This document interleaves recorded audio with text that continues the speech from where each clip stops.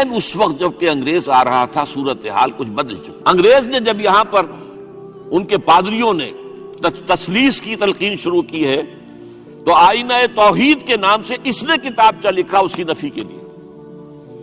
اس حوالے سے یہ کچھ ایسی شخصیت بننے کی کوشش کر رہا تھا کہ مسلمان بھی اس کو قبول کریں, اور اس کے بعد پھر اس نے برہمو سماج کے نام سے ایک ادارہ قائم کیا. یہ وہی تھا کہ جو اس سے پہلے اکبر نے جو فلسفہ دیا تھا دین الہی, بھئی اللہ کا معاملہ کرو, صرف اللہ کو سب مانتے ہیں, صرف نام ہے مختلف ہے, کسی نے کوئی نام رکھ دیا, کوئی مہادیو کہتا ہے, کوئی کچھ کہتا ہے, کوئی گاڈ کہتا ہے, سب خدا کو تو سب مانتے ہیں. یہ جو رسالت کا معاملہ ہے اور شریعت کا معاملہ ہے یہ فساد کی جڑ ہے. رسالت کی بنیاد پر شریعتیں مختلف, عبادتیں مختلف, ذرا اس کو پیچھے ڈالو. تو دین اکبری یا دین الہی اس کا نام تھا. اس کے اندر بھی در حقیقت کوشش یہ تھی کہ تمام مذاہب کو ایک ہاون دستے میں ڈال کے اور اس کو کوٹ کے اور چھان پیس کے ایک صفوف بنا کر ایک کامن مذہب ہندوستان کا وجود میں لایا جائے. بہرحال اس وقت اللہ تعالیٰ نے کھڑا کیا ہے حضرت مجدد الفسانی رحمۃ اللہ علیہ کو کہ جنہوں نے اس فتنے کی سرکوبی کی. اس نے بھی مجلس ازدی کے نام سے ایسا ہی ادارہ شروع کیا, اور یہ گویا کہ ٹھنڈی چھری کے مانند, اس لیے کہ اسلام کا دار و مدار تو رسالت پر ہے. بقول اقبال بمصطفیٰ برساں خویش را کے دی ہماؤست, اگر باور نہ رسیدی تمام بول حبیست. اسلام کا تو سارا معاملہ, دین جو ہے اس کا سارا جو مدار دار و مدار ہے وہ رسالت پر ہے, نبوت پر ہے, اسی پر شریعت کا سارا دار و مدار ہے. رسالت سے کاٹ دیجئے, حدیث سے کاٹ دیجئے, سنت سے کاٹ دیجئے, تو پھر قرآن کو پھر موم کی ناک بنا کر جو چاہیں آپ تعبیر کر لیں, جو چاہیں تشریح کر لیں, جدھر چاہیں اسے موم کی ناک کی طرح بوڑ کر لے جائیں. بہرحال اس معاملے میں بھی پھر ایک تیسری تحریک جو شروع ہوئی وہ بہت ملیٹنٹ تھی, آریہ سماج. دیانند سرسوتی نے, یہ ملیٹنٹ تھی اور بڑی اس کی جو ہے پذیرائی ہوئی ہندو معاشرے میں. انہوں نے کھل کر یہ کہا کہ ہندوستان صرف ہندوؤں کا ملک ہے, یہاں مسلمانوں کے لیے کوئی جگہ نہیں, لہذا یا ہندو ہو جائیں مسلمان اور یا پھر یہاں سے ہجرت کر جائیں. کھل کر آریہ سماج, اسی کے تحت پھر مہاسبھا بنی, اسی کے تحت آر ایس ایس, انتہائی ملیٹنٹ آرگنائزیشن جو ہے ہندوؤں کی, یہ سب جو ہے دیانند سرسوتی کا. اسی طریقے سے پھر شدھی کی تحریک شروع ہو چکی تھی, ریکلیم کرو مسلمانوں کو. یہ ہم ہی میں سے تھے, ان کے آباء و اجداد کہیں جو ہے مسلمان ہو گئے, انہیں واپس لو. چنانچہ راجستھان کے علاقے میں جہاں بڑی جہالت تھی, مسلمانوں میں علم نہیں تھا, بس کہیں بزرگوں کے کسی زیر اثر فیض سے, کسی صوفی کے, وہ اسلام تو لے آئے لیکن تربیت کا کوئی انتظام ہوا ہی نہیں, مسلمان حکومتوں نے کیا ہی نہیں, کچھ بھی نہیں کیا. تو نتیجہ یہ نکلا کہ بڑے پیمانے پر شدھی کی تحریک ہو رہی تھی. میوات کے علاقے میں بڑی تیزی کے ساتھ مسلمان جو میو تھے وہ ہندو ہو رہے تھے. اسی پر تحریک اٹھائی ہے مولانا الیاس رحمۃ اللہ علیہ نے. ان کا مقابلہ کرنے کے لیے, اس تحریک کا, اس شدھی کی تحریک کا مقابلہ کرنے کے لیے یہ تبلیغی جماعت کا نظام بنایا تھا کہ بس 6 باتیں لو اور جاؤ, دیہات میں جاؤ, چنے لے کر گڑ لے کر جاؤ, کسی کا کھانا نہ کھاؤ, اپنا کھانا کھاؤ, کوئی تنخواہ نہیں, اور دین کی تبلیغ کرو. یہ نظام ان کا در حقیقت اسی شدھی کی تحریک کے جواب میں شروع ہوا. پھر سنگٹن کی تحریک شروع ہوئی کہ ہندوؤں کو سب کو جمع کر دیا جائے. اب اس اعتبار سے ذرا نوٹ کیجئے, علامہ اقبال نے جو نفی پھر وطنیت کی ہے, اتفاق سے یہاں یہ اشعار لکھے ہوئے ہیں, اس دور میں میں اور ہے, جام اور ہے, جم اور, ساقی نے بنا کی روش لطف و ستم اور, تہذیب کے آزر نے ترشوائے صنم اور, مسلم نے بھی تعمیر کیا اپنا حرم اور, ان تازہ خداؤں میں بڑا سب سے وطن ہے, جو پیرہن اس کا ہے وہ مذہب کا کفن. اب ذرا قلب ماہیت کا اندازہ کیجئے, وہی شخص جو کہہ رہا تھا کہ خاک وطن کا مجھ کو ہر ذرہ دیوتا ہے, وہ آج اس وطن کو ایک سب سے بڑا بت قرار دے کر اور اس کا قلع قمع کرنے کے لیے کس قدر زوردار الفاظ جو ہے. اور یہی دوسری طرف یہ بت کہ تراشیدہ تہذیب نوی ہے. یہ جو نیشن سٹیٹ کا تصور ہے یہ 18ویں صدی سے یورپ میں شروع ہوا. نیشن سٹیٹ ایک ملک میں رہنے والے سب شہری ہیں، برابر ہیں، اور ان کے اندر مذہب کا اختلاف ہو یہ اس کا کوئی حیثیت نہیں. مذہب تو پرائیویٹ معاملہ ہے، ہاں جو سرکاری سطح پر ہوگا معاملہ، اجتماعی معاملات جو ہے وہ کسی مذہب سے طے نہیں ہوں گے. یہ نیشن سٹیٹ کا تصور، یہ بت کے تراشیدہ تہذیب نبی ہے، غارت گرے کاشانہ دین نبوی ہے، بازو تیرا توحید کی قوت سے قوی ہے، اسلام تیرا دیس ہے تو مصطفی ہے، نہ زارہ دیری نہ زمانے کو دکھا دے، اے مصطفی خاک میں اس بت کو ملا دے. اس سے بھی زیادہ مجھے ملا ہے ایک ان کے قطعہ جو ہے، منزل راہ رواں دور بھی دشوار بھی ہے، کوئی اس قافلے میں قافلہ سالار بھی ہے، بڑھ کے خیبر سے ہے یہ مارکہ دین و وطن. خیبر، غزوہ خیبر سے کہیں بڑھ کر یہ دین و وطن کا مارکہ، کہ ہمارے نزدیک ہماری قومیت کی بنیاد ہمارا دین ہے. آج دنیا یہ کہتی ہے کہ قومیت کی بنیاد وطن ہے. یہ جو مارکہ دین و وطن ہے، بڑھ کے خیبر سے ہے یہ مارکہ دین و وطن. اس زمانے میں کوئی حیدر کرار بھی ہے. تو واقعہ یہ ہے کہ علامہ اقبال نے اس سلسلے میں وہ رول بھی پلے کیا کہ جو حضرت مجدد الفسانی رحمۃ اللہ علیہ نے دین اکبری کا قلع قبا کرنے میں ادا کیا تھا، اور اس میں کوئی شک نہیں ہے. اس اعتبار سے میں کہا کرتا ہوں کہ حضرت مجدد الفسانی کے بروز کی حیثیت رکھتے ہیں علامہ اقبال، اور ان کو جو گہری نسبت تھی. حاضر ہوا میں شیخ مجدد کی لحد پر، وہ خاک کے ہے زیر فلک مطلع انوار، گردن نہ جھکی جس کی جہانگیر کے آگے، جس کے نفس گرم سے ہے گرمی احرار.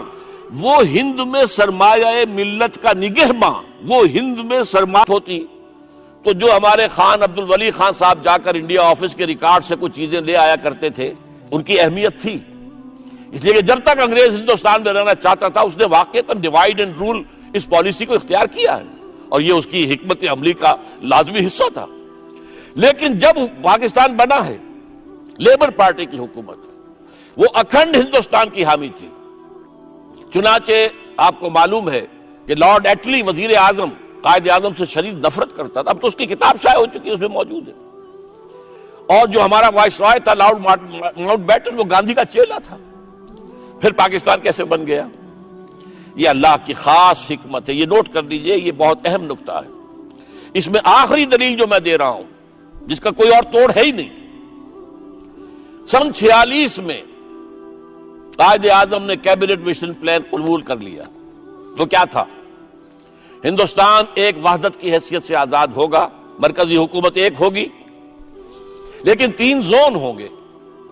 یہ جو 3 زون ہیں، 10 سال کے بعد اگر کوئی زون علیحدہ ہونا چاہے تو اسے اس کا اختیار ہوگا. قائد اعظم نے مان لیا. پورے ہندو پریس میں مذاق اڑا، ہنسی اڑائی گئی، بس ختم پاکستان کا مطالبہ. یہ سارا جو بھی شورا شوری تھی وہ ختم ہو گئی. بہت ہی وہ نازک وقت تھا مسلم لیگ کے لیے اور قائد اعظم کے لیے. لیکن اس اصل سبب کیا تھا؟ قائد اعظم جانتے تھے کہ انگریز اب یہاں سے جائے گا ہر قیمت پر. سیکنڈ ورلڈ وار کے بعد انگریزی حکومت اتنی کمزور ہو چکی تھی کہ وہ اپنے بہت آؤٹ لائنگ جو پوزیشنز تھے ان کو کنٹرول نہیں کر سکتی تھی. They had decided to leave India.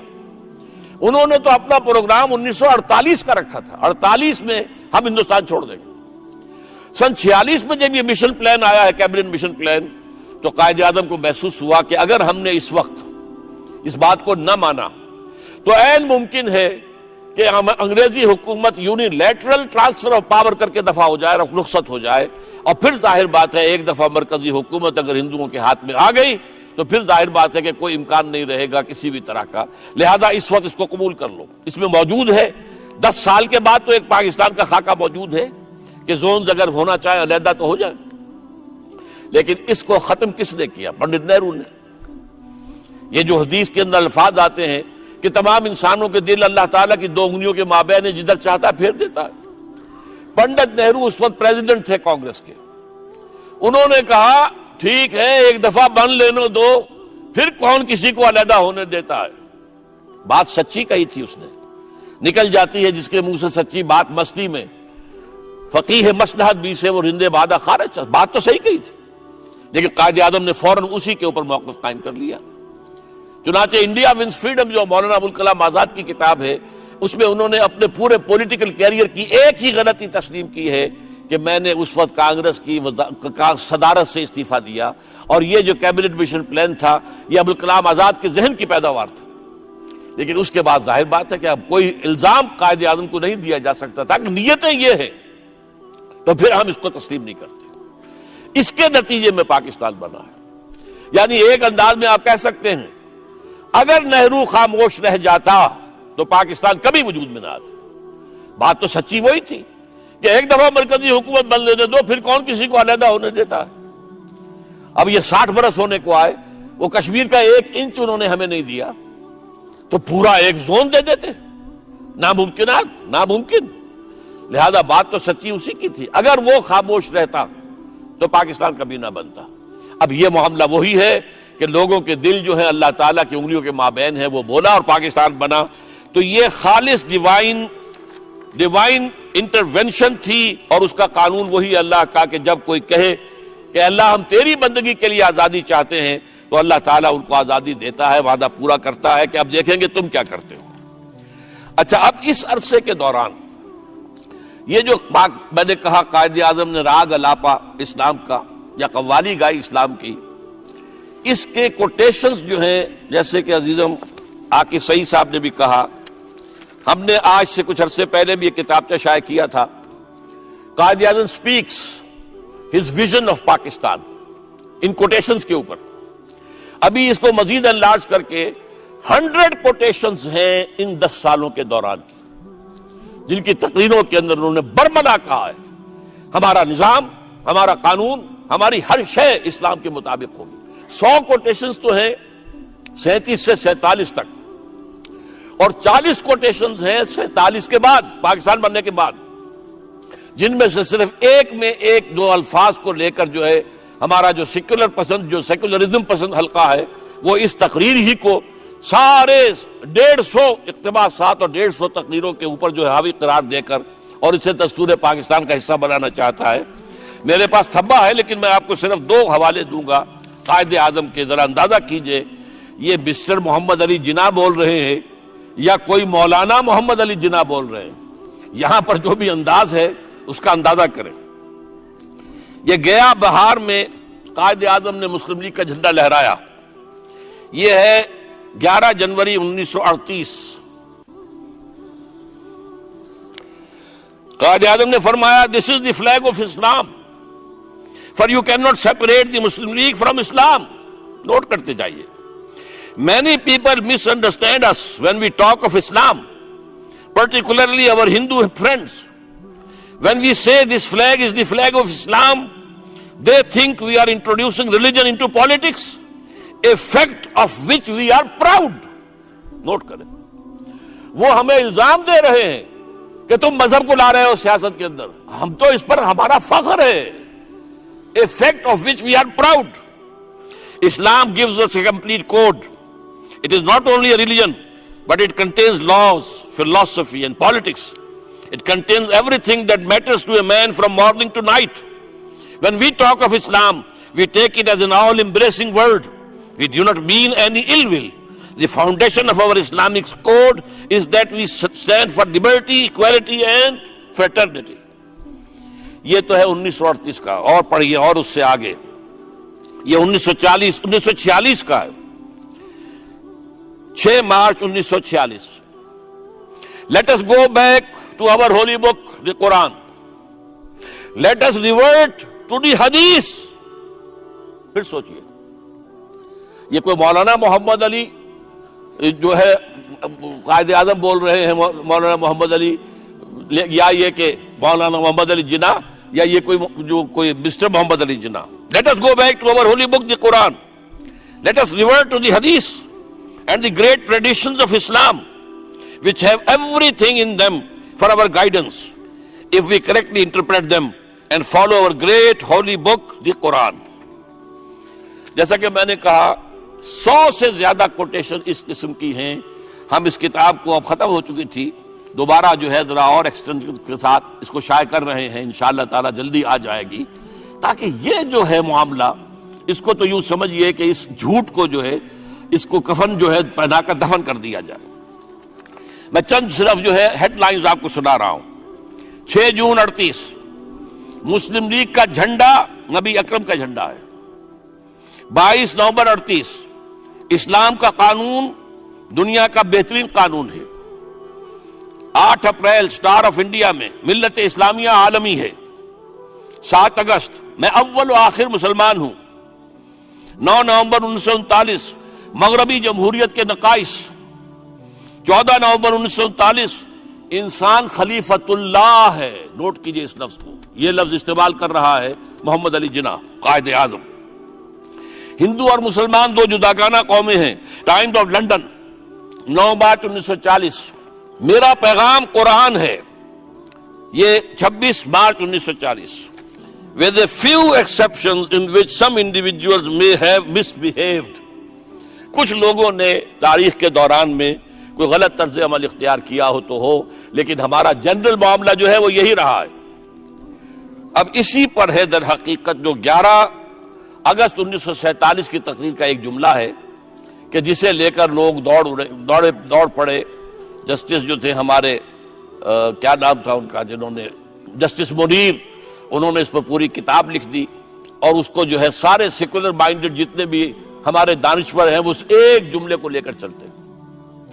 حالانکہ اس جملے کا بھی 95% اسلامی ہے، 5% کا اس کے اندر معاملہ ہو گیا ہے۔ کس وجہ سے ہو گیا ہے اس کے بارے میں مختلف تعبیرات لوگوں کی ہیں، لیکن یہ ہے کہ 95%۔ انہوں نے کہا کہ you are free to go to your mosques, free to go to your temples, free to go to your gurdwaras. یہ بالکل صحیح ہے۔ اسلامی ریاست میں بھی مذہبی آزادی سب کو ملتی ہے۔ وہ تو صرف ایک معاملہ تھا جو قریش کے لیے تھا، بنی اسماعیل کے لیے تھا، اگر ایمان نہیں لاؤ گے تو قتل کر دیے جاؤ گے، جو سورہ توبہ کی ابتدائی 6 آیات ہیں۔ اس لیے کہ حضور خود قرشی تھے، اور حضور جو ان کی طرف بھیجے گئے تھے یہ آپ کی بعثت خصوصی تھی۔ بعد میں سب کے لیے یہی تھا، اسلام لے آؤ ہمارے برابر کے ساتھی ہوگے۔ ہم یہ بھی کلیم نہیں کریں گے کہ ہم سینئر مسلمان ہیں تم جونیئر ہو، ہمارے زیادہ حقوق ہیں تمہارے کم، نہیں، برابر کے ہوگا۔ اگر یہ نہیں تو جزیہ دو، چھوٹے بن کر رہو، لیکن تمہاری مذہبی آزادی تمہیں پوری کی پوری حاصل رہے گی۔ اور یہی تاریخ بتاتی ہے، کہیں پر بھی بالجبر کسی ایک شخص کو بھی مسلمان نہیں بنایا گیا۔ ہاں طاقت اگر ہے تو نظام جو ہے وہ اللہ کا ہوگا، دین اللہ کا ہوگا، دین اللہ کا قائم کیا جائے گا، اس لیے کہ وہی رحمت ہے انسانوں کے لیے، اسی میں بہترین جو ہے لوگوں کے لیے جو نظام ہے سوشل جسٹس کا وہ اللہ تعالیٰ نے دیا ہے حضور کے ذریعے سے نوع انسانی کو۔ دین وہ ہوگا، باقی مذہب کے طور پر تم جس طرح چاہو کرو۔ اسی طریقے سے انہوں نے کہا کہ Muslims will cease to be Muslims and Hindus will cease to be Hindus, not in the religious sense, because religion is the private faith of the individual, but in the political sense۔ اس میں بھی سیدھی سی بات یہ ہے کہ واقعتاً پوری دنیا میں تو یہی ہے کہ مذہب جو ہے وہ فرد کا معاملہ آج پوری دنیا میں ہے۔ ہاں اسلام جو ہے وہ میں نے جیسا کہ آپ کو قائد اعظم کی تقاریر سے بتایا، اسلام مذہب نہیں ہے، اسلام دین ہے، پوری زندگی کا نظام دیتا ہے۔ اس وقت اگر اس کو ایکسیپٹ بھی کر دیتے، ذرا اس کا استثناء کر دیتے، تو بات جو ہے اس کے اندر کوئی بھی جو ہے کوئی غلط فہمی کا امکان پیدا نہ ہوتا، لیکن ہوا ہے۔ کس وجہ سے ہوا یہ ایک علیحدہ بحث ہے، میں اس میں جانا نہیں چاہتا، لیکن اس کی نفی خود قائد اعظم نے کر دی تھی جو یہ انٹرپریٹ کر رہے تھے، اس لیے کہ 25 جنوری 48 کو کراچی کی بار ایسوسی ایشن سے خطاب کرتے ہوئے قائد اعظم نے اس کی نفی کر دی تھی۔ قائد اعظم نے فرمایا تھا، the Quaid Azam said Islamic principles today are as applicable to life as they were 1300 years ago۔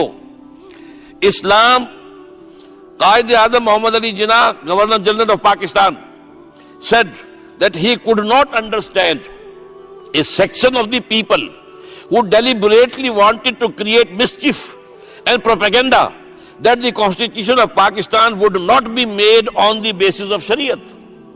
آپ اندازہ کیجئے، میں نے پہلے کوٹیشن دی قرآن اور حدیث، اب لفظ شریعت بھی آ گیا، اس سے بھی ایک نیچے قدم اتر کر لفظ شریعت، کہ اسلام پاکستان کا دستور شریعت کے مطابق نہیں بنے گا۔ جو لوگ یہ کہہ رہے ہیں وہ شرارتی ہیں، مسچیوس ہیں، اور وہ غلط پروپیگنڈا کر رہے ہیں۔ اس اعتبار سے ایک ذرا دلچسپ جو کوٹیشن ہے میں دینا چاہتا ہوں 1946 میں برطانیہ کی پارلیمنٹ کا ایک 10 رکنی وفد ہندوستان آیا تھا. اس میں رابرٹ ریچرڈ اس کے چیئرمین تھے. ایک رکن تھا مسٹر سورنسن. انہوں نے واپس جا کر کتاب لکھی مائی امپریشن آف انڈیا 10 جنوری 1946. اس میں وہ لفظ استعمال کرتا ہے قائد اعظم کے لیے, mister Jinnah is the sword of Islam resting in a secular scabbard. Mister Jinnah جو ہے وہ تو اسلام کی تلوار ہے. ہاں نیاب جو ہے جس کے اندر وہ تلوار ہے اس میں کچھ سیکولر رنگ موجود ہے. ظاہر بات ہے کہ مولوی نہیں تھے, داڑھی نہیں تھی, مذہبی اور عنصر جو ہے ان کی زندگی کے اندر نہیں تھے, اور یہ ان کی شخصیت کا بہت بڑا میں سمجھتا ہوں کہ اہم حصہ ہے. انہوں نے کوئی بھی لبادہ نہیں اوڑھا کہ مسلمانوں کے اندر میں مشہور ہونے کے لیے یا مقبول ہونے کے لیے یہ مصنوعی لبادے اوڑھ لوں. وہ اپنی سیرت و کردار کے اعتبار سے بہت مضبوط تھے. تو اس اعتبار سے یہ لفظ جو ہے بہت اہم ہے. بہرحال قائد اعظم نے پاکستان بنایا, اور پاک قائد اعظم کے لیفٹیننٹ کہہ لیجئے, نائب کہہ لیجئے, انہوں نے پاکستان میں چند ہی مہینے بعد قائد اعظم کے انتقال کے بعد قرارداد مقاصد پاس کرا کے پاکستان میں نظام خلافت کی بنیاد قائم کر دی. The constitutional basis of خلافہ is present in the objectives resolution, جو اب ہمارے کانسٹیٹیوشن کا آرٹیکل 2A ہے. اس میں مانا کہ خلافت ہے کیا, essentially what is خلافہ؟ حاکمیت اللہ کی, خلافت انسانوں کی.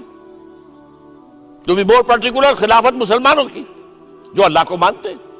حاکم وہ ہے, اس کا نمائندہ رسول ہے. جو حکم اللہ اور اس کے رسول کی طرف سے آ جائے وہ تو واجب التعمیل ہے, اس کی تو اطاعت کرنی ہے. اس کے اندر اندر خلافت کا معاملہ ہوگا امرہم شورا بینہم, باقی معاملات اپنے مشورے سے طے کر لو. ہاں جو واضح حکم اللہ کا آ گیا قرآن میں, جو واضح حکم رسول کا آ گیا حدیث صحیح میں, وہ لازم ہے. اس کو آپ جو ہے اس سے جو ادھر ادھر نہیں جا سکتے. یہ خلافت ہے. And this has been absolutely clearly specified in the objectives resolution کہ حاکمیت اللہ کی ہے. اور ہمارے پاس جو اختیارات ہیں وہ ایک امانت ہے, مقدس امانت, سیکریٹ ٹرسٹ, جو کہ انہی حدود کے اندر استعمال کیے جائیں گے جو اللہ, جو قرآن اور سنت میں معین کر دیے گئے. دس از خلافہ. ایک آرٹیکل جو ہے وہ در حقیقت خلافت کی بنیاد کے قیام کے لیے دستور کے اندر کافی ہے, بشرطے کہ جیسا کہ میں بعد میں عرض کروں گا اس میں ایک جملہ اور ہوتا. جب یہ 2A کے طور پر لائے ہیں ضیاء الحق صاحب, اگر ایک جملے کا اضافہ ہو جاتا کہ it will take precedence over the whole of the constitution, یہ دفعہ پورے دستور پر حاوی رہے گی, تو پھر اس کے بعد کسی دفعہ 227 کی ضرورت نہیں تھی, بلکہ یہ کہ اس کے مطابق جو ہے یہ پورا کا پورا دستور جو ہے وہ اسلامی بن جاتا اور خلافت کا بن جاتا. اب آئیے, اب جگر تھام کے بیٹھے, میری باری آئی. باری تو بہت دیر سے آئی ہوئی ہے. اس سرحد کے اوپر وہ ہمارا ازلی دشمن بیٹھا ہے. جب موقع ملے گا وہ اس لکیر کو ختم کرنے کی کوشش کرے گا. یہ ہمارا مغربی سرحد محفوظ رہی, حالانکہ افغانستان کی حکومت جو تھی شروع سے پاکستان کی مخالف تھی. ایک ہی ووٹ تھا پاکستان کے یونائٹڈ نیشنز کے ممبر ہونے کی تجویز کے اندر جو مخالفانہ آیا تھا, وہ افغانستان کا تھا. باقی پوری دنیا نے کہا تھا کہ ہاں ٹھیک ہے پاکستان کو ممبر بننا چاہیے. افغانستان نے کہا نہیں. لیکن یہ کہ دوران میں اس کے علاوہ افغان نیشنلزم جب پروان چڑھ رہا تھا اور پختونستان کے نعرے لگ رہے تھے, اور ہمارے لیڈر کہہ رہے تھے کہ ہم یہ زنجیر جو طورخم پہ لگی ہوئی ہے وہاں سے ہٹا کر اور یہ مارگلہ میں لگا دیں گے یا اٹک پہ لگا دیں گے, یہ ساری چیزیں جو ہیں اب کیا شکل ہے, اب وہاں پر وہ کروسیڈ آ چکا ہے. یہ کروسیڈ, اس پر جو ایک کتاب بڑی شاندار ہمارے ایک صحافی نے لکھی ہے. جیسے یہاں سرحد میں حیات اللہ خان تھے ایک صحافی جو قتل کر دیے گئے, ایسے ہی عابد اللہ جان تھے, وہ تنظیم کے رفیق ہیں, بہت بڑے صحافی ہیں. انہیں بھی جان کا خطرہ ہو گیا تھا, انہیں اس طریقے سے ان کا پیچھا کیا جا رہا تھا. وہ ملک چھوڑ کر چلے گئے, اب کینیڈا میں. کئی کتابیں وہ لکھ چکے ہیں. اینڈ آف ڈیموکریسی ان کی کتاب ہے, بڑی زبردست. انہوں نے ثابت کیا ہے کہ یہ مغربی لبرل سیکولر ڈیموکریسی کا وقت ختم ہو چکا ہے, اب اسلام کا نظام آئے گا. یہ انہوں نے ثابت کیا, and of democracy. And of history کتاب لکھی تھی فوکویاما نے، اس کے جواب میں یہ اینڈ آف ہسٹری کتاب انہوں نے لکھی. اور ایک کتاب افغانستان دی جینیسس آف لاسٹ کروسیڈ، آخری کروسیڈ کی جو بات تیار ہو رہی ہے وہ یہاں ہو رہی ہے. اور شاید اس لیے ہو رہی ہے، ہماری بہت سی باتوں سے یہودی ہم سے زیادہ واقف ہے. حدیث میں اس علاقے کے بارے میں کہا گیا ہے یخرج من خراسان رایات سود لا یردها شیء حتی تنسب بایلیا. یہ جو آخری زمانے میں جو کتابوں، جو حدیث کی کتابوں میں باب الملاحم ہے اور جنگوں کا تذکرہ ہے، الملحمۃ العظمیٰ اور الملحمۃ الکبریٰ، اسی میں پھر ذکر آتا ہے کہ خراسان سے سیاہ جھنڈے لے کر فوجیں چلیں گی، کوئی ان کا رخ موڑ نہیں سکے گا، اور وہ جا کر سیدھی ایلیا میں، جو حضور کے زمانے میں بیت المقدس کا نام تھا، وہاں جا کر وہ جھنڈے نصب ہو جائیں گے. گویا کہ اس حدیث کی روح سے یہ معلوم تھا کہ یہودیوں کا قبضہ ہوگا، اور یہودیوں کا جو ہے قبضہ، اس کو یہاں سے لوگ جائیں گے جو وہاں سے باگزار کرائیں گے. اسی کو بنایا انہوں نے. اور چونکہ ذرا سی ایک جھلک، ابھی اسلامی نظام نہیں تھا، نہ وہاں سیاسی نظام بنا تھا طالبان کے تحت، نہ ابھی معاشی نظام کوئی بنا تھا، چند ایک اسلامی سزائیں نافذ کی تھی، اور 90-95% ایریا جو ہے افغانستان کا کرائم فری ہو گیا. پوری دنیا نے دیکھا اپنی آنکھوں سے. انہوں نے سوچا کہ یہ نپ دی ایول ان دی بڈ، ختم کرو انہیں، یہ نظام. اگر، اور میں آپ کو نوٹ کرا دوں، ہمارے ہاں کے سیکولر دانشوروں میں بہت نمایاں مقام حاصل ہے علامہ اقبال کے صاحبزادے ڈاکٹر جاوید اقبال کو. وہ طالبان کے زمانے میں کابل گئے، 8-10 دن وہاں رہے، واپس آئے تو اکوڑا خٹک کا جو مدرسہ ہے جامع حقانیہ، وہاں انہوں نے ایک تقریر کی، اور اس میں یہ الفاظ کہے کہ جو کچھ حالات میں وہاں دیکھ کر آیا ہوں، اگر چند اور مسلمان ملکوں میں ہو جائیں تو پوری دنیا اسلام لے آئے گی. یہ جاوید اقبال کے الفاظ ہیں. لہذا اب یہی تو وہ چیز ہے جو انہیں پسند نہیں ہے. شیطان کا ایجنٹ، شیطان کے سب سے بڑے اعلی کار یہودی، اور یہودیوں کے اعلی کار عیسائی. اس وقت جو ہے پورا کا پوری عیسائی دنیا جو ہے وہ ان کے اعلی کار کی حیثیت رکھتی ہے. یہ معاملہ بھی اب پاکستان کے سامنے آ چکا ہے. اب اس کا حل کیا ہے؟ آخری بات، ایک لفظ، توبہ. تاریخ میں 2 مرتبہ ایسا ہوا ہے. حضرت یونس علیہ السلام، ان کی قوم پر عذاب کے آثار شروع ہو چکے تھے، اور کبھی ایسا نہیں ہوا کہ کسی رسول کی قوم پر عذاب کے آثار شروع ہو جائیں اور پھر وہ توبہ کرے تو توبہ قبول ہو جائے. لیکن ہوئی ہے، الا قوم یونس کے ساتھ معاملہ ہوا. اس کی وجہ یہ تھی کہ حضرت یونس علیہ السلام سے خطا ہو گئی تھی. اللہ کی ایکسپریس پرمیشن کے آئے بغیر وہ اپنی قوم کو چھوڑ کر چلے گئے تھے، قوم سے ناراض ہو کر. لہذا وہاں عذاب کے آثار آئے، پوری قوم نے توبہ کی، عذاب کے آثار ٹل گئے. اسی طریقے سے یہودیوں کی تاریخ میں جب وہ انتہائی پستی میں گر چکے تھے، جب نیبوکڈنیزر نے 6 لاکھ یہودی بیت المقدس میں قتل کیے تھے، اور 6 لاکھ کو قیدی بنا کر لے گیا تھا، اور بیت المقدس میں ایک متنفس بھی باقی نہیں رہا تھا. ہیکل سلیمانی کی 2 اینٹیں بھی سلامت نہیں تھی. پھر حضرت عزیر علیہ السلام نے توبہ کی بنا دی کہ لوگوں توبہ کرو، پلٹو اپنے رب کی طرف، مشرکانہ اوہام سے توبہ کرو، بدعات سے توبہ کرو، اللہ کے فرائض کو ادا کرو، شریعت کو اپنے اوپر نافذ کرو. اینٹی بھٹو تو آپ کو معلوم ہے بہت سے لوگوں نے جانیں دے دی تھی. لیکن پھر بریگیڈیئر محمد اشرف گوندل نے لاہور میں کہا اب ہم مزید کوئی فائرنگ نہیں کریں گے. 2 بریگیڈیئر اور کھڑے ہو گئے. بھٹو صاحب کو ہوش آ گئی. چند دن پہلے انہوں نے کہا تھا میری کرسی بہت مضبوط ہے، معلوم ہوا وہ کرسی تو مضبوط نہیں ہے، وہ تو فوج کے بل پر تھی. بلایا، پی این اے سے نیگوشیشن ہوئی، بات طے بھی ہو گئی تھی. وہ تو ضیاء الحق صاحب پہلے سے ادھار کھائے بیٹھے تھے، تیاری کر چکے ہوئے تھے قبضہ کرنے. بہرحال یوکرائن میں جو کچھ ہوا ہے آپ کو معلوم ہے، جارجیا میں جو ہوا، کرغزستان میں جو ہوا، لیٹن امریکہ میں جو ہوا، یہ یک طرفہ مسلح بغاوت نہیں، پرامن منظم ایک مضبوط جماعت کی زیر قیادت مطالبہ، یہ چیزیں ختم کرو، اور اس کے نتیجے میں ایک عوامی تحریک کے ذریعے سے تبدیلی لانا، یہ گویا کہ وہ ہارڈ ریولوشن کا ہوگا. اور اس کے لیے تنظیم اسلامی بھی ہے، اس کے لیے تحریک خلافت بھی ہے.